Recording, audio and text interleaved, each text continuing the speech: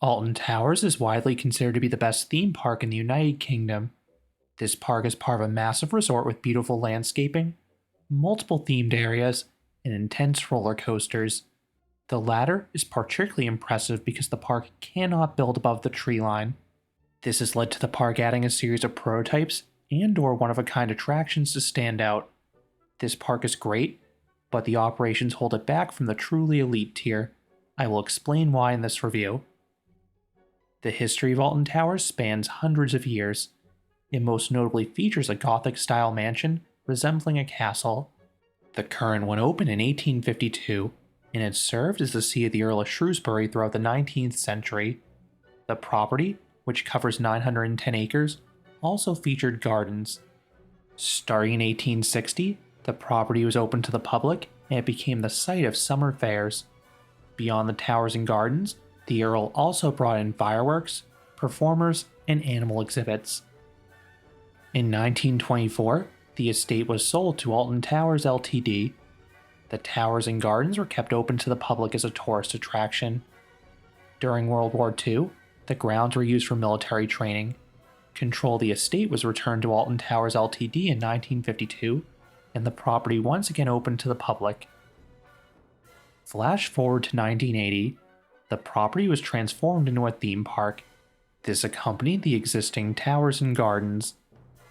In 1990, the Tussauds Group purchased the park and catapulted it to worldwide acclaim. Over the next 12 years, they added highly themed lands and attractions. This most notably included the start of the Secret Weapon program. This is a codename that Alton Towers gave their major new roller coasters. These were unique coasters, often paired with exciting thematic elements. Secret Weapon 1 and 2 were Arrow pipeline coasters that never materialized. Secret Weapon 3 was the first to open. This was the legendary Nemesis in 1994. This was Europe's first inverted coaster. Secret Weapon 4 was Oblivion in 1998. This was the world's first dive coaster, with a signature near vertical drop into an underground pit. Secret Weapon 5 was the coaster known as Galactica. It opened in 2002 as Air. This originally was Europe's only flying coaster. In the early 2000s, the Tussauds Group was undergoing an ownership change. The park still received investments, but these rides were not given the same level of theming as the investments in the 1990s. Then 2007, the Blackstone Group purchased the Tussauds Group, and they merged it with Merlin, who continue to operate the park today. They are the largest theme park operator in the UK, as they also own Thorpe Park, Chessington World of Adventures, and Legoland Windsor, and this operator resumed the Secret Weapon program for their large new coaster projects. In 2010, Secret Weapon 6 opened. This would be 13, the comically overmarketed family coaster with the world's first gimmick. In 2013, Secret Weapon 7 opened. This would be the Smiler, which featured the most inversions of any roller coaster in the world with 14. Then 2018, Secret Weapon 8 opened. This would be Wicker Man, the first adult wood coaster to open in England in nearly 60 years, and it most notably interacted with a giant flaming statue. It is extremely impressive this park has thrived for a few reasons. For one, it is in a very isolated area. The village of Alton has less than 20,000 people. This park is located halfway between Manchester and Birmingham. This is 3 hours north of London. 2. This park has some of the strictest building regulations of any theme park. Due to nearby residents, this park has heightened sound ordinances that they must follow. The park most notably cannot build above the tree line. This would be the kiss of death for most thrill parks, but Alton Towers has always gotten creative. Their signature coasters utilize the terrain, tunnels, and pits to comply with the building regulations. Some of their rides have been rejected throughout the years. This included a racing wood coaster in the 1990s and a record-breaking wood coaster in the 2000s that would cross the valley with multiple hyper-sized drops. Others have been closed or modified due to sound issues. Examples include the closure of the coaster corner section of the park, 13 receiving a quieter booster tire lift over a traditional chain lift, and the removal of Oblivion's iconic Don't Look Down audio because it led to excessive screaming. During the opening year of Nemesis in 13, this park eclipsed 3 million visitors. It more typically has been in the 2 to 2.5 million range. However, the park suffered a major accident on the Smiler in 2015. In short, there was a collision caused by human error. This injured 16 riders, and 2 of the passengers needed leg amputations. Thoughts and prayers go out to those impacted. This accident led to distrust, and was the primary reason that Alton Towers lost 25% of its attendance in the subsequent seasons. To recoup some of the revenue, this led to a series of budget cuts. The park was able to rebound its attendance numbers after the opening of the Wicker Man Wood Coaster in 2018. However, the park's operations still suffer to this day. For one, the park has painstakingly short hours. Most days, this park is open from just 10 a.m. until 4 or 5 p.m. That is short for any theme park, especially one this large. On many weekends and holiday periods, the park is often open until 6 p.m. But remember, those days have higher crowds, so it becomes exceedingly difficult to do everything in just one day. The only times this park is open late is for their Alton After Dark event in the spring and Scare Fest in the fall, and that is a shame. The park looks amazing at night, especially since so many of their rides and areas have creepy themes. So many of their coasters are ultra atmospheric with the fog and lighting packages. Reducing operating hours is a major way to save on operating costs. It also has the side benefit of forcing guests to spend multiple days in order to experience everything. I know that was definitely the case for me personally. Ride availability has also been a major issue in recent years. This has manifested itself in 2 ways. 1. Some rides have been outright closed for entire seasons due to operating costs or maintenance issues. This most notably included Nemesis Subterra, which was closed from 2015 all the way to 2023, simply because they did not want to staff it. The Skyride and Hex have also been closed for multiple seasons as well. 2. The rides that are scheduled to operate have been much more temperamental. My 3 most recent visits occurred in 2024.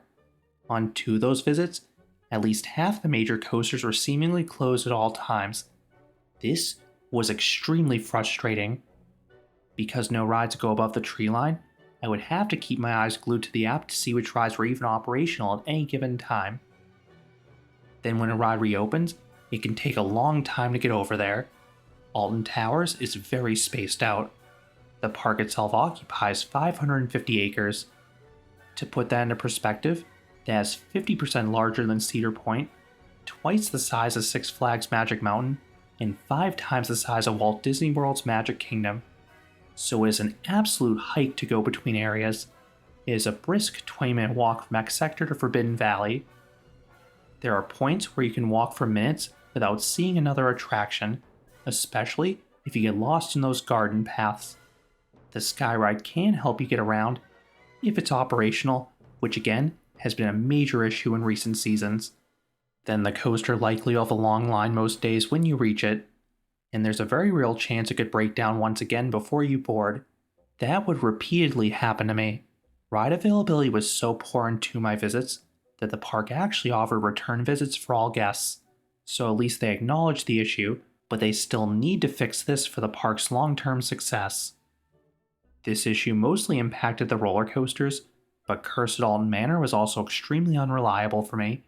It was closed entirely for 2 of my 3 days in 2024 for technical issues.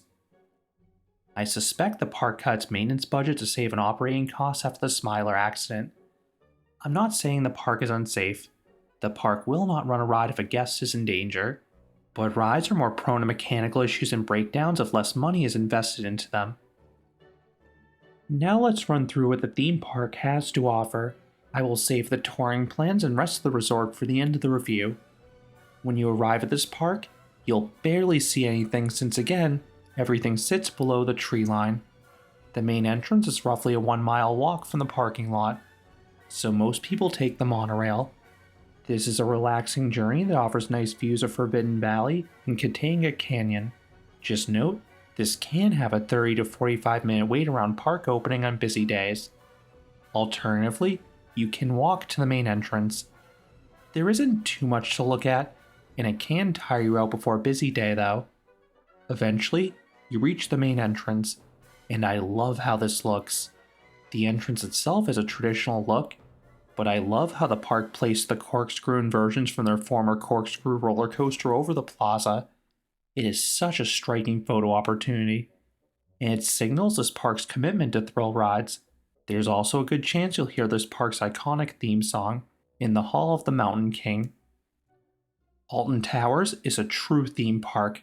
It has 12 different areas. There are 2 bright and cheery lands for kids, but a majority of the sections have dark and brooding themes. It gives the park an edgy feel, and most areas have plenty of shade. This park has trees everywhere, which also helps with the overall beauty as well. The first area is Towers Street. This essentially is the park's version of Main Street, USA. It is lined with colorful buildings with different shops, eateries, and services, and it offers a beautiful vista looking towards the towers. Speaking of which, the next area is the towers. There's a grassy field and pond in the foreground, and in the distance, you have the castle-like estate. It is a true piece of history. The public can no longer freely tour the interior due to safety and vandalism concerns, but there are private tours. But you can walk all around the building and enter the courtyard. Continuing back, you have the gardens. This is the largest section by far, as it occupies roughly half the park's land by acreage. This is one of the most naturally pretty sections of any theme park. It is a Grade 1 landmark with thousands of trees and plants, and there are some additional statues and buildings sprinkled about as well. This area is so serene. Even on the busiest of days, this section is usually quiet, so it's a great place to go midday if you want a break from the hustle and bustle. Not many guests want to venture to the gardens due to the lack of rides. Just note, it is taxing to visit because this section is roughly 200 feet below the rest of the park. Be prepared to navigate some steep hills and long staircases. Now I will run through the fully themed areas, going clockwise. Mutiny Bay is a pirate-themed land. The architecture is deliberately adventurous, and there are 2 rides in particular that stand out. First is the Splash Battle on the lagoon. This adds a lot of kinetic energy as you make your way down Tower Street and towards the towers. Second is Wicker Man. This wood coaster looks absolutely striking with a 5-story tall wooden structure that's lit ablaze. Katanga Canyon is an African village. The area has some good interactions with the River Rapids ride and Runaway Mine Train roller coaster, but overall, it doesn't stand out thematically like the other lands in my opinion. Loomy Wood is a horror-themed land. The area by the cursed Alton Manor is particularly amazing. The ride's exterior is striking anyway, but there typically are interactive characters roaming the midway. Then this land also includes a path known as Haunted Hollow. This has a series of tombstones and statues, several of which are interactive. Do not miss this section of the park, it is quite unique. Next is my favorite area by far, Forbidden Valley. This land is themed to a military research base run by the Phalanx. The focal point is Nemesis Reborn, the park's signature roller coaster which interacts with a giant alien. The beast emits fog and moves its eye around as the coaster cycles. This land is also peppered with different set pieces and live actors that give it a lot of character. The only con with this land is Galactica. Good ride, but its uplifting space theme does not match the tone of the rest of the area. Hopefully this coaster is rethemed in the future. I believe that was on the table a few years ago before being scrapped due to budget cuts. Dark Forest is themed as a supernatural woodland. The 2 roller coasters here appropriately go out into the woods, and they have nice themed entrance signs as well. But the midway itself is pretty bland. It does not have much character to it. The world of David Williams is themed to the famous children's author. It is a quirky and colorful land for kids. You will find some bizarrely named attractions here, like Gangsta Granny and Raj's Bouncy Bottom Burp. X Sector is yet another military-themed land. This is a secretive base conducting illegal research on visitors. This land has two coasters that are spectacles. Oblivion plunges into an ominous underground pit. Then the Smiler is themed as a psychological torture device that forces people to smile. This demented theme is complete with a giant spider-like structure with different devices the coaster interacts with. Adventureland is the weakest area. To be honest, I didn't even realize it was its own land until I worked on this review. It is comprised entirely by Spinball Whizzer. This is a solid coaster with a fun pinball theme, but it simply does not have the same level of detail as the park's larger secret weapon coasters. The final land is the largest kids area, Sea BB's Land. This is themed to the highly popular children's TV channel. The whole area is themed to a wide range of IPs, so is a must for young kids. And along with the visuals in each land, many of the signature rides are accompanied by great soundtracks. These add ambiance while in the ride area and also hype you up. Moving on to the ride lineup, this park has one of the top coaster lineups in the United Kingdom. I prefer what Thorpe Park offers, but Alton Towers can make a compelling argument. This is because the park has a nice collection of thrill coasters. They don't have a coaster where the airtime is the main focus, so I'd love to see them address that in the future. That would complete the lineup in my opinion, because the current coasters are a unique mix blending power, terrain use, and theming. Their headlining roller coaster is Nemesis Reborn. This Balzer Mavlar inverted coaster features an unorthodox layout, but all foreign versions are powerful and/or snappy. Then the ride also has an intense helix and some amazing visuals between the terrain use and the alien creature. It is on the shorter side, but what it features is elite for the genre. Galactica is another B&M creation. This was their prototype flying coaster. Whereas a lot of flying coasters feature high elevations, this one uniquely hugs the ground. It also has some rare airtime for the genre and a few drops in the back row. And it also throws in two great inversions, including a very forceful fly-to-lie. Oblivion is the park's third and final B&M. This was yet another prototype, specifically the first dive machine. The layout is simple and extremely short. It essentially is just one drop.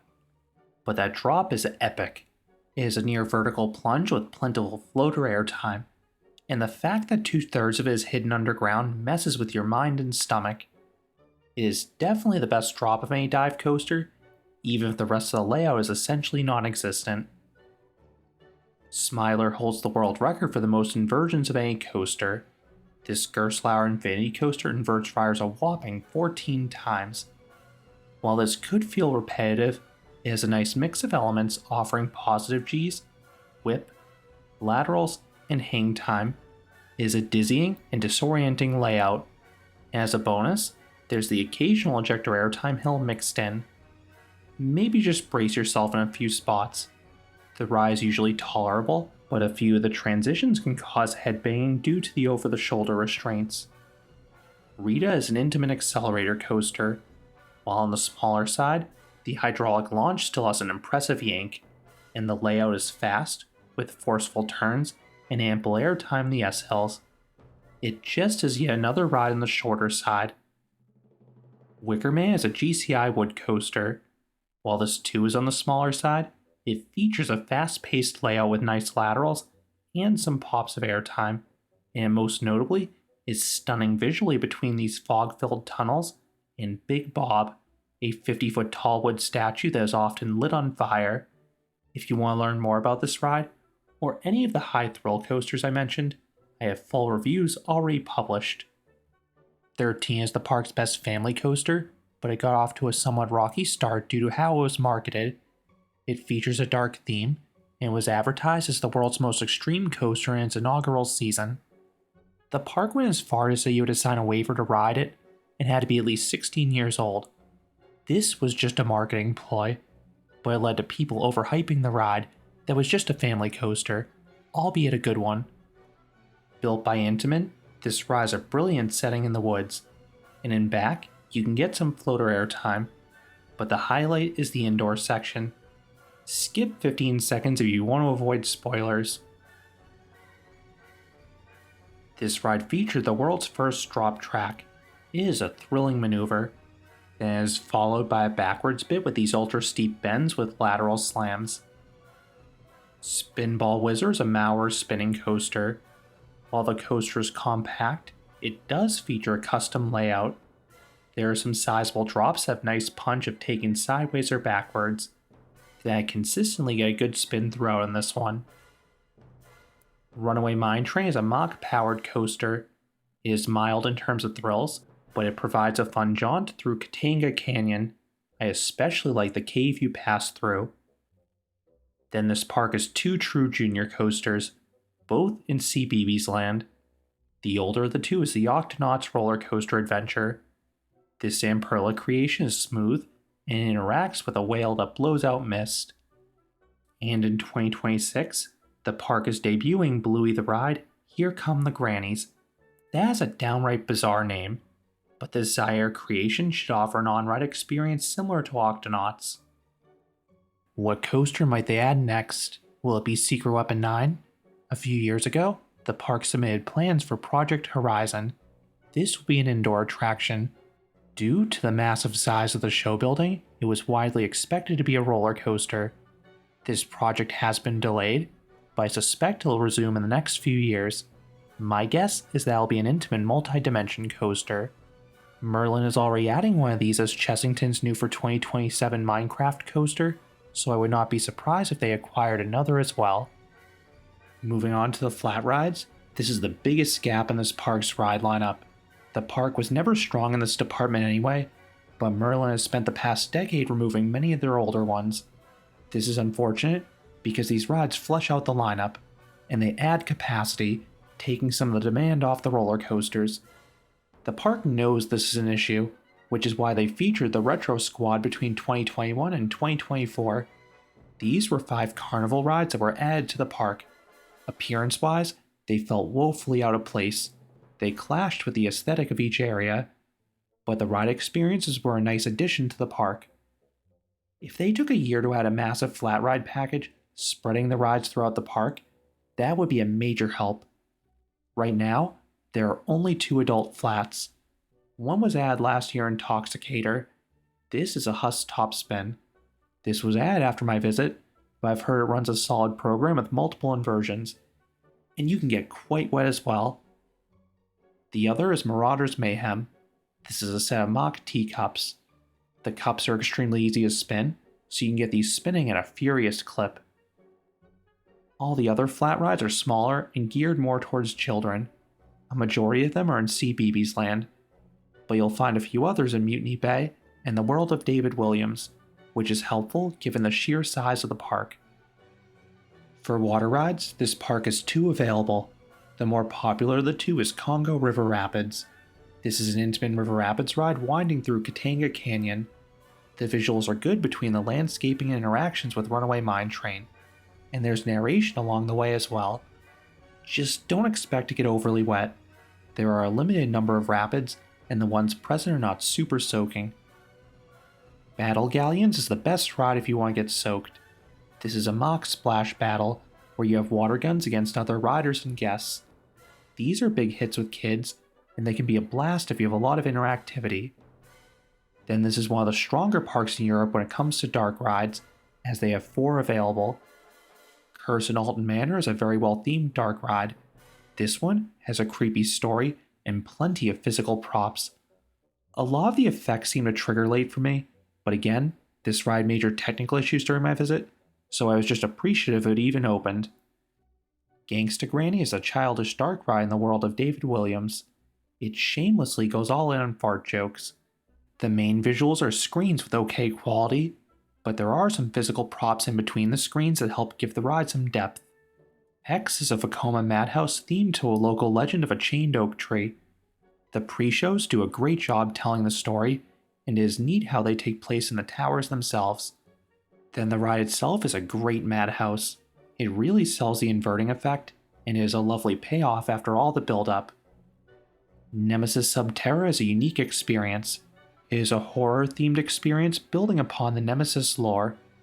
I can't really talk about this ride without going into spoilers, so skip ahead 20 seconds if you don't want to know what happens. Half the experience feels like a haunted house with animated employees. Then the experience also includes a small drop tower. While the drop is just 2 stories tall, it is sudden and suspenseful, and it is paired with some binary audio and physical effects that'll make you squirm. The park also used to have another dark ride that most recently operated as the Alton Towers dungeon. This was an upcharge, so it was not overly popular, so I'm intrigued to see if they renovate the building and open a new dark ride in the future. The final ride I want to note inside the park is the Sky Ride. This is a lifesaver navigating this park. It is way faster than walking, especially if you're trying to get to and from Forbidden Valley, and you get some great views of the gardens and coasters from above. Most large theme parks like Alton Towers have shows for all ages. Alton Towers does not have any shows for adults. They only offer them for young kids in CBeebies Land. This is another area they really can improve upon in the future. This too would help take some demand off the major coasters. I mentioned at the start this park is popular, so expect to wait a lot, especially if you visit on days when school is not in session. On average, the coasters have 30 to 45 minute waits, but the larger ones could easily swell to 1 or 2 hours during holiday periods. Nemesis Subterra, Gangsta Granny, and Congo River Rapids typically have half-hour waits most days. The other non-coasters usually have short waits. The main reasons for the long queues are the limited amount of rides, the limited number of rides open at any given point, and the park's high crowds. While ride uptime is poor, the ride crews working each attraction typically do a great job. They check restraints quickly, so trains go out at a steady rate. This is particularly notable if you watch rides like the Smiler, as multiple trains will be on the circuit simultaneously. The only coaster that consistently has slower dispatches is Galactica, due to the flying riding position.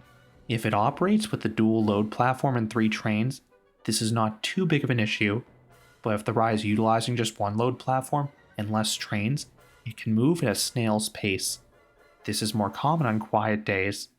Most rides have assigned seating, loading front to back, and unfortunately, crews will rarely honor row requests for rows that are already occupied.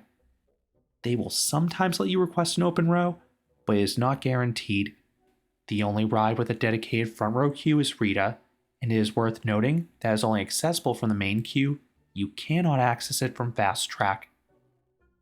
I really wish this park allowed choice seating, because it makes a huge impact on several other coasters. Wickerman is significantly better on the ends of the train. Then Nemesis needs to be experienced up front to fully appreciate all the visuals. It used to have a front row queue, but it was eliminated during the 2024 refurbishment. One other operational note is that all the extreme rides will have somewhere for you to store your bags and loose articles. The exact system varies by ride. Some have small cubbies on the load platform, others like Wickerman or Smiler have baggage holds towards the end of the queue. What are some touring tips? In general, I recommend 2 days, especially if you have never been here. That should give you plenty of time to ride all the major attractions and get re-rides given the park's size and short hours. It also gives you some buffer if rides are breaking down. One massive tip is to visit on off-peak weekdays, if your schedule allows for it. You'll have reduced hours, but you'll encounter far shorter waits. I have gone a random September weekday before, and most rides were walk-ons. The longest wait I saw was Galactica at 30 minutes, and that was when it was operating with VR no less. I also recommend utilizing single rider lines. These are available on Toxicator and half the coasters: Galactica, Spinball Whizzer, 13, Oblivion, and the Smiler. These can be major time savers if you're solo or your group doesn't mind splitting up, as you will often wait a fraction of the standby wait. If you visit on a particularly busy day, consider getting Fast Track. This Skip the Line Pass offers expedited boarding on most attractions of this park. The most notable ride excluded is Nemesis Subterra. There are a few different options. Bronze Fast Track lets you skip the lines for 5 adult rides 1 time each. This costs £45. Silver lets you skip the line for each adult ride once. This costs £65. Gold, which was formerly known as Platinum, lets you skip the line for all the adult rides as many times as you like. This costs £95. If you're gonna splurge on fast track, this is the level I recommend. This allows you to board some coasters in as little as 5 minutes, and there are a lot of attractions here you're going to want to re-ride. There also is a CBeebies fast track for £10. This gets you on 5 rides 1 time each. This is worth considering if you have young ones, because a few rides in that land have slow-moving queues. I know some coaster enthusiasts who have done this to get the coaster credit as quickly as possible. One very important note for fast track: the Gold Unlimited tier requires a wristband that can only be picked up on Tower Street. This is no problem if you enter from the main entrance, but that is a long hike from Forbidden Valley, where there's the exclusive entrance for Platinum Pass holders and hotel guests. What is the best approach to try to hit everything? This will assume you have just one day and are staying open to close. Alton Towers opens at 10 a.m. Gates usually open a good deal before that. If you stayed on site or have a Platinum Annual Pass, you can use the exclusive entrance by Forbidden Valley, and on select days, there are rides available for early entry. This perk takes place an hour before official park opening. This is the best time to marathon Nemesis in my opinion. I have been able to ride this attraction 6 to 7 times before during this hour. Once early entry ends, I recommend riding Nemesis Subterra. This is because it is nearby and has low capacity. It is not a bad idea to hit Galactica at this point while you're over here, especially if you don't plan to use the single rider lines or the fast track services. I would then recommend taking the Sky Ride to Dark Forest. Rita and 13 usually have short waits during the first hour because they're in the back of the park. I would then suggest utilizing the single rider lines for the remaining coasters if you want to save time.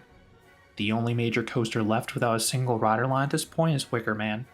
I would suggest saving that one for the end of the night, especially if it's on a rare day with a late close, because that ride looks spectacular in the dark.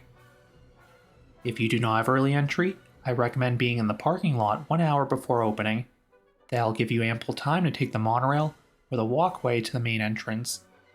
They still should let you into the park early. In past years, they would let you in an hour early, although I have heard they're letting guests in closer to a half hour early in 2026. Either way, the rides do not open for normal guests until official park opening time, but you can start queuing up. If you enter the park early, I would suggest trying to start queuing for Wicker Man. This should allow you to use the bonus time for one of the worst queues in the park. Once the official park opening time rolls around, it usually sports a lengthy wait. I would then recommend walking to Dark Forest for the 2 coasters back there because again, they're usually quiet during the first hour. Then utilize the single rider lines for the remaining coasters that have them. The only major coaster left with this plan without a single rider line will be Nemesis. If you head to Forbidden Valley during the last hour or 2, this coaster usually has a much shorter wait. A lot of guests instead choose to start with Nemesis, especially those staying on site because they have the entrance right over there. One major time-saving tip is that any guest can use that exclusive entrance to exit the park. This can save you a lot of time in walking at the end of the day if you finish in Forbidden Valley, because the parking lot is right there. Otherwise, you have to walk a mile to the main entrance and a mile back to the parking lot. Also consider using this in the day if the Sky Ride is down. It potentially could be faster to exit the park and take the monorail to the main entrance and re-enter the park than it would be to walk over there within the park, depending upon the monorail's wait time and your mobility. The monorail runs 1 hour before park opening and 1 hour past close, so keep that in mind for the end of the day if you get stuck in a long queue or you don't exit the park fast enough. I enjoy staying on site at Alton Towers for a few reasons. One of the biggest reasons is convenience. Given how isolated this park is, it is nice having the hotel just a short walk from the monorail. If you want to stay off site, one nearby hotel I can recommend is the Weathervane Hotel in Stoke-on-Trent. It is just 25 minutes away by car. It is bare bones, but very affordable. The on-site hotels are nicely themed, and you can get a good deal if you reserve in advance, especially if you avoid peak periods. 2 years ago, I was able to book splash landings for roughly $120. That included the room, a breakfast buffet, 1 hour of early entry, free parking, and 1 round of mini golf, more on that shortly. There are 6 on-site accommodations to choose from. The Alton Towers Hotel looks luxurious from the outside, then the interior has an exploration vibe to it. Woodland Lodges are these adorable cottages. It feels like something from The Hobbit. Then the luxury tree houses take that aesthetic to the extreme, charging a premium. If you're on a budget, the stargazing pods are the cheapest on-site accommodation. These cost a fraction of the full-size hotels. While limited on space, you get the same perks as everyone else staying on site. The CBeebies Hotel is designed for young kids. I have not been there for that reason, but it seems highly popular for kids who have grown up with the TV shows. Splash Landings is a colorful water-themed hotel. It is one of the better options for families, and it also is home to the Alton Towers water park. Now this water park is not included with an overnight stay. Further, anyone can visit. It typically costs 18 to 25 pounds, or 25 to 33 US dollars. This water park is an indoor area and an outdoor section. It looks to have a nice atmosphere. The overall slide lineup is pretty limited, but they do have a long water coaster. I have wanted to visit this water park, but it really has bad hours. It often closes at the same time or earlier than the theme park. It almost never is open later, and that is a real shame. I don't want to sacrifice time at the theme park, which, as I noted earlier, already has really short hours, and I know others feel the same way. If the water park shifted its hours to stay open later than the theme park, I think it would be a lot more popular. That's what places like Europa Park do with Rulantica. Thankfully, the resort has better hours for their mini golf course, Extraordinary Golf. It is regularly open 1 hour before the theme park and 1 hour past close. I strongly recommend doing this after park close. As long as you purchase your ticket before the closing time, they will allow you to play your full round. There are 2 9-hole courses. Each hole is themed to a different ride, past and present. There are a ton of funky obstacles. Some holes that stand out in particular are the Rita hole, where you tee off down a straightaway as the launch audio plays, the Oblivion hole with a vertical drop track, and the Nemesis holes with a massive alien creatures above you. How is food at the resort? It's a bit pricey like most theme parks, especially if you have a full sit-down experience, but there are some unique options worth pointing out. The signature dining experience is the roller coaster restaurant. This is an absolute must for coaster enthusiasts and theme park fans alike due to the atmosphere. You have a series of coaster tracks bringing your food and drinks, and some of these include inversions. Then there are TVs playing promo videos for the park's secret weapon coasters, accompanied by their iconic soundtracks. Everyone gets amped up when they play. The food itself is just okay. You come here for the experience. Because of this place's popularity, you will need to book a reservation in advance. I recommend booking them after park close. That way, you don't sacrifice any park time.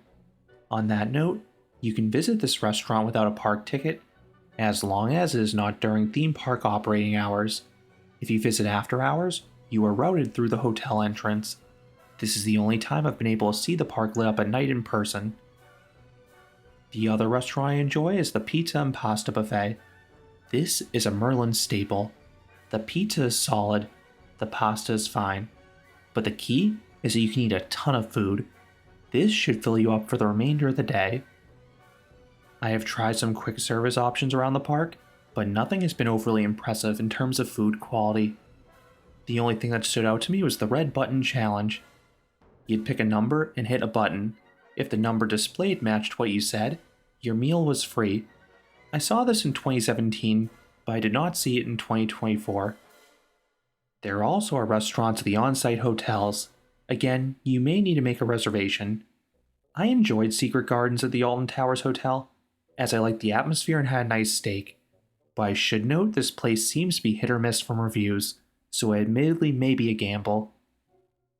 While on the topic of prices, how much does it cost to visit? If you walk up to the gate and buy a ticket, this place costs 68 pounds or 90 US dollars per person. Fortunately, you can get tickets for less than half that if you buy in advance online.